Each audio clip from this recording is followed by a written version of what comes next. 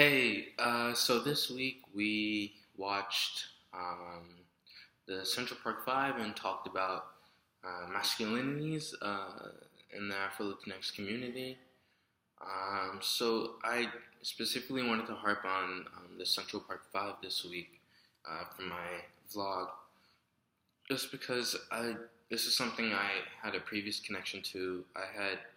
Um, had done extensive research on it a couple years back in preparation for auditioning for a role for one of the characters. Um, so this is something that I'm pretty familiar with. Just a story of the five boys and how for 13 years they were just falsely indicted and convicted, and just their lives were pretty much ruined just because the police jumped too fast and got the wrong guys. Um, I don't know, this particular piece really struck heavy with me, just because as like a young black man in America, and especially just in the current times, um, it's extremely frightening. Um, just because of the fact that no matter what I do, sometimes it feels as though I'm always in danger, and that's just the society that we live in. Um, and that doesn't even have to stay within the realm of just things like police brutality and just like explicit racism. It could also just be things like walking down the street at night. There's no worse feeling than knowing that, like,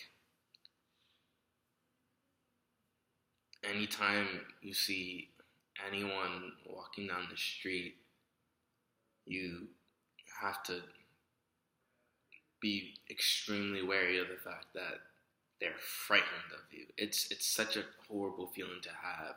Like, I can't sometimes walk down the street behind someone and then make the same turn as them without immediately thinking, oh, they must be thinking that I'm following them. And it's such a horrible way to live, but it's just the reality of the world of the society that I live in. So watching this documentary really just struck a nerve for me personally, just because I see myself so much in all the young boys, especially like at their age, 14, 15, even 16. I remember myself back when I was that young, and how vulnerable and impressionable I was, and how susceptible I could have been to a situation just like theirs, where I don't know if I would have done things much differently in order to get out of the situation that they were in. Like, they were in there being interrogated for over 24, 25 hours, and then being coerced into saying things that they didn't want to say, and being stuck with lawyers who didn't believe them and didn't want to fight with them. And it's just such a disappointing situation. But as it turns out, our reality is most times disappointing. Thank you.